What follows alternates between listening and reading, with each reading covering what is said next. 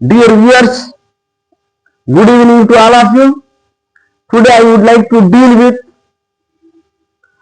the most important part of speech, that is verb.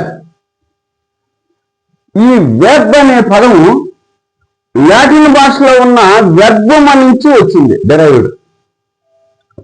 వెర్బమ్ అంటే word అని అర్థం.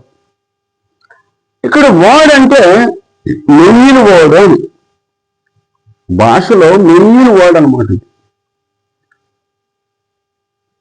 దీని ఫంక్షనల్ డెఫినేషన్ వచ్చి వెర్బ్ డినోట్స్ యాక్షన్, పని. పొజిషన్, కలిగి ఉండటం. Possession or state of being or condition, ఉండే స్థితి. యాక్షన్ అంటే సీ, ఈట్, వాక్. పొజిషన్ అంటే హ్యావ్, కంటైన్. పొజిషన్ అంటే యామ్, ఈజ్, లుక్ మొదలైన. ఇది ఫంక్షనల్ డెఫినేషన్, అంటే వెర్బ్ ఏం చేస్తుంది అనేదాన్ని చెప్తా ఉన్నాడు. తర్వాతమ్మా ఈ వెర్బ్ కష్టం అంటారు, చాలా ఇంపార్టెంట్ అంటారు. ఎందుకంటే ఇందులో చూడండి ఎన్ని ఏరియాస్ ఉన్నాయో. మీకు బర్డ్స్ ఐవి ఇస్తున్నా ఈ వీడియోలో. ప్రధాని డీప్ గేమ్ బాటిల్ ఉందా, తర్వాత చూస్తాడు సంగతి. వీటిలో చూడండి వెర్బ్ అనే దాంట్లో ఏమి ఉంటాయంటే types of verbs, tense, conjugation, voice ఉంటుంది. టైప్స్ ఆఫ్ వెర్బ్స్ ఏమున్నాయి మళ్ళీ? వీక్ వెర్బ్, స్ట్రాంగ్ వెర్బ్,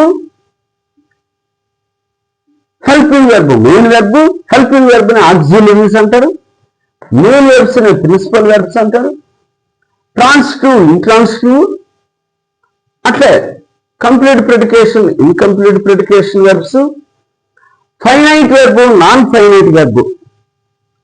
ఇలా మనకి రకరకాల ఏరియాస్ మనం ఈ వెర్బ్ అనే చాప్టర్లో మనం చూస్తాం. తమాషా ఏంటంటే గ్రామంలో వెర్బ్ మీద కనుక మన కమాండ్ వస్తే ఇంగ్లీష్ వచ్చేసినట్టే. ఈ వీడియోని మిస్ కాకుండా చాలా ఓపికగా మీరు వినాలి.